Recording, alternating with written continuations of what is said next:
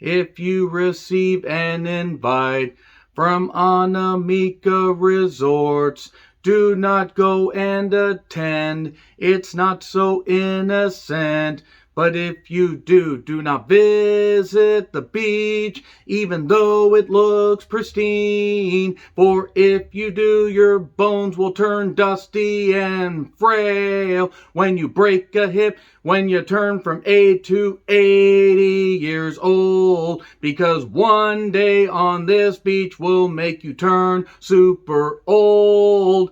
Older than you want to be, perhaps the oldest in the world.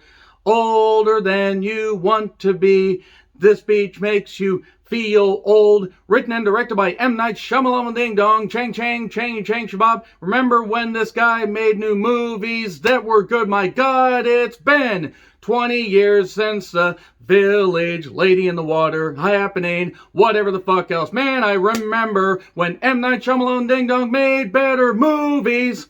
So anyway, yeah, old. It was written and directed by M. Night Shyamalan, who did Signs, Unbreakable, The Sixth Sense, and did those other movies I mentioned. He's also directed some movies that weren't all that bad, but he's pretty much torpedoed his reputation by making movies that try to be smarter than they actually are. See The Village, see The Happening, and see various others. So, am I too soon into the review to say fuck?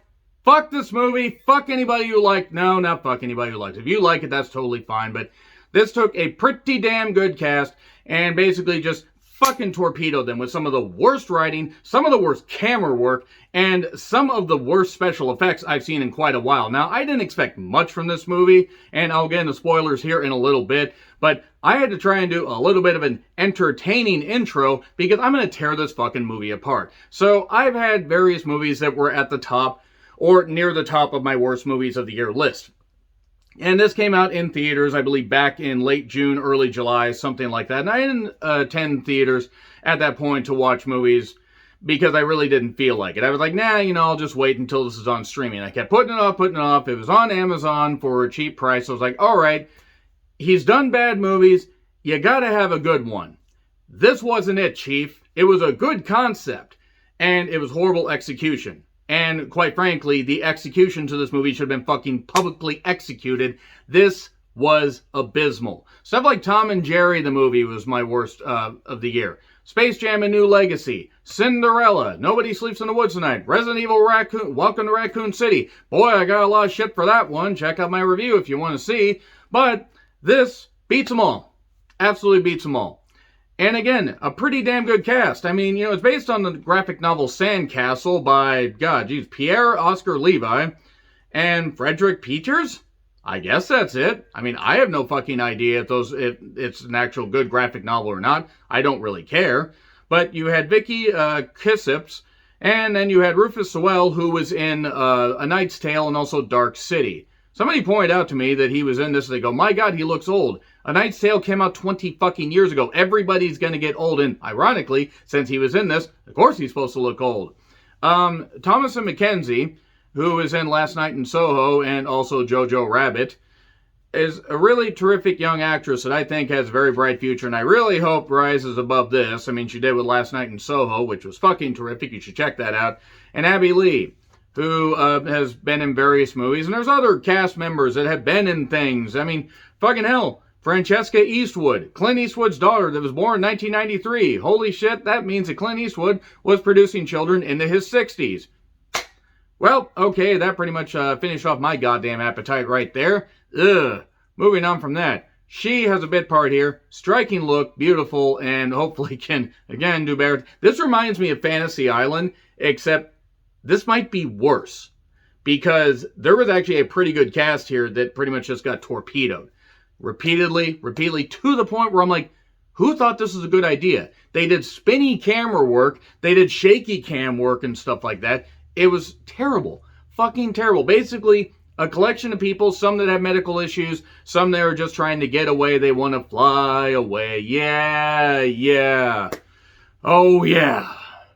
Well, I wanted to fly away. I wanted to fly, a goddamn helicopter right into the set of this goddamn thing to prevent any movie from like this from ever happening again. Can't even come up with the right goddamn words. So, all these people are at this resort, Anamika. It's the right way to say fuck you, you're gonna get old. Anyway, everybody's there. You have a couple that's having marital issues along with their 2 kids. And then there's a couple that has their mother and their dog there. Rufus Sewell and Abby Lee. Striking age difference there, but is what it is. Marrying for money because he's a doctor. And they only nailed that into your skull about 50 million times during this thing. This movie was an hour and 40, about an hour and 48 minutes from beginning credits to end credits. And it felt like 3. I'm not talking 3 minutes, I'm talking 3 fucking hours. So, M. Night Shyamalan Ding Dong also showed up during this to be a bit part. Like Hitchcock, except Hitchcock's worst movie is better than M. Night's best. And that's saying something, because I actually respect M. Night Shyamalan for trying to do some good stuff, but he also did After Earth. Remember After Earth? Yeah. Yeah, he should have had his directorial license revoked for that shit. But, various people get invited to this beach. It's like they're staying at this lush area. They seem to know what they want and everything. They found this place online. And then they're invited to this beach where they go out, and it's this cove area. It's really, really beautiful and everything. Very pristine. That's the one thing. The location shots, very pretty. Very well done. And then everybody realizes suddenly they can't leave. They try to go through the cave and they get headaches, and then they end up back out there. It's like a Twilight Zone concept, except done in the worst way possible. See, and that's the thing. Had this been a short movie, had this been part of an anthology, like had they had, M. Night do a few things like that, it might have worked. This was agonizingly stretched out to an hour and 48 minutes. It might have worked better in 88 minutes. We would have had to have seen less of it at least, so that would have been nice. But they find out that there was this couple that was there before, this rapper guy and this pretty blonde that decides to strip, but we only get to see a little bit because PG-13, whatever, is what it is. She ends up, they end up finding out that this couple didn't exactly, meet the best end and everything, and suddenly they're having all these questions, like, what the hell's going on? Why are all these weird trinkets here? These dolls and this journal and all this crap. Why is all this stuff at the beach? Who would leave this stuff here? And then it turns out they can't leave.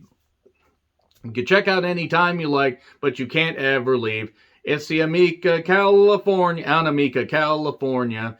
It's, goddamn fuck. Enough song references. What is this movie actually like? It's shit. It's dog shit. The acting is atrocious. And that's not even faulting the actors. I mean, you can only do the best when you have really terrible writing. They are just overacting to the point where they're screaming, they're shrieking, they're yelling. And they keep coming up with the conclusions, we need to leave. Well, let's try to climb out. No, that doesn't work. Let's try to swim out. That doesn't work. All this stuff. And meanwhile, it seems like maybe they think that somebody's watching them and somebody's spying on them. And I always feel like somebody's watching me who's playing tricks on me. I lied when I said I was done with the song references. And they're thinking that if they can just they can find a way to escape, they can figure out what the fuck is going on. Well, unfortunately, the explanation, which, again, will happen in spoilers here in just a minute, is actually far dumber, I think, than anything that he's come up with for a twist in any of his movies. It's dumber than The Village. It's dumber than The Happening. And it somehow, I don't know how he keeps making movies that are worse and how he keeps getting funding for this. He's approaching Uwe Boll territory as far as incompetent, filmmaking. And I never thought I would say that about M. Night Shyamalan, because he is, at the very least, he seems like a competent filmmaker. Now it's just gotten to the point where I think he's trying to recapture whatever, or he's just like, hey, they're going to pay me. I'm just going to keep doing these movies and they're going to keep paying me for this stuff, and I'll just keep raking in millions. Even if this movie ends up being a total goddamn dumpster fire. Okay, so everybody starts aging and everything, and everybody starts panicking. And does everybody die, like Lance Archer's theme says? Well, you'll have to find out here in spoilers. But yeah, special effects are terrible. The makeup effects, terrible. The camera work, from a technical standpoint, this is one of the most incompetent movies I've seen this year. And that is taking into account Resident Evil, Welcome to Raccoon City. But at least that had source material. This had a graphic novel that I'm not sure that many people read. Now, I'm not saying that it's a bad book. I just never read it. So yeah, let's get into fucking spoilers, why don't we? Spoilers. Okay, 3, 2, 5, 4, 3, I'm giving you warnings, 2, 1. Okay, yeah, so everybody ends up aging and dying and all that stuff and everything. That's basically what happens. What's the experiment? Turns out what's the whole thing about this? Is it a government experiment? Is it aliens? Is it green men from the third ring of Saturn? Is it people from Uranus? No, you know what it is? The resort is a front for genetic experiments where they are giving medicine to people to see if they can cure them of their conditions, and this beach is a way for them to, see if anything gets fixed. Because since time moves so fast, 8 hours is like 16 years. Okay. I mean, there are easier ways to do this. You could test the people there and not age them and kill people. Or you could just do this when people could easily escape. Because I'm sorry, the people that end up escaping, and people do escape, again, sorry, we're in the spoiler section. People end up escaping, and people apparently escaped before and then had to be taken care of. The fact that it's pretty easy to escape. Like, that's actually the amazing thing about it. Once people realize how they can escape, it's fucking ridiculous. So, the kids age. One other kid there ends up getting pregnant by one of the kids that escapes because they grow into pseudo-teenagers, that kind of stuff, or late, but they still have the mindsets of children, so they don't understand what's going on. People age. Rufus Sewell's character, or Sewell's, I forget how to pronounce his last name. He's a doctor, and he plays one on TV and on film. He goes nuts because he's got like schizophrenia or something, and they don't really go too much into it. But it turns out that he kind of goes just nuts, even though he's doing surgery. This tumor gets removed from the main character, Prissa, played by Vicky. I'm a tumor, I'm a tumor. I'm a tumor, I'm a tumor, I'm a tumor. I'm a tumor, I'm a tumor, I'm a tumor. Oh, I'm a tumor. Sorry. I couldn't help but think of that Family Guy part. So basically, the kids end up, the two kids that survive, Trent and Maddox, end up growing up, and actually the one that plays the adult Maddox ends up, she's being played by the woman that was in Bicentennial Man. I believe at the time the younger woman, Ed with David Biss, I think it's something like that. And then Trent's played by somebody that basically looks like M. Night Shyamalan in a weird wig. It turns out M. Night Shyamalan has a bit more of a part because he is part of this government experiment. And he's keeping an eye on people and the camera work and everything. And he's doing all this and he's filming himself while he's being filmed. Magical! What a twist! Yeah, so they end up escaping. And and this journal gets brought to this guy that was a cop before. Or it was like, a cop on the resort. Because only, a number of hours have passed by since this whole thing, or like almost a day. And so they've aged to about 50. So then Trent ends up handing this journal to this cop. He finds out they're all missing people. And this whole experiment thing goes tits up. Even though they cured one particular person's seizures, because 8 hours equaled like 16 and a half years. They cured her of her seizures, so it was all right that Trial 73 ended with everybody dying, and a bunch of other people have died and everything. And we can save millions even though hundreds have died before. And we don't know if this will actually work because it's worked in one other person, but let's just try this. Oh, the cops are arresting everybody, and all that's going on. And, Maddox and Trent get rescued and everything, and everybody gets arrested, and yeah, fuck this. Fuck this entire goddamn movie. It was so, but this was so agonizing. There was like one part at one point where Abby Lee's character gets twisted into a pretzel. And that's not to mock that. It looked really stupid. Feel bad for anybody that's got any deficiencies like that. And it wasn't even that this movie mocked deficiencies or mocked mental illness or any of that stuff. It just treated it as a way to just have a horror backdrop, and it wasn't very good. And besides the pristine beach location that started to test my patience because I'm like, they're only filming on this one spot. It got to the point where the audio was really out of sync. I thought maybe it was, just the device. I actually backed out and reset. I actually went to I started to watch this on my phone. I watched this on my computer. Just watch these particular scenes. So that's why this review's up a little bit later. And no, same thing. The audio mixing was really goddamn bad, and this movie was just an incompetent train wreck. And it gets a fucking F, and it's my worst movie of the year.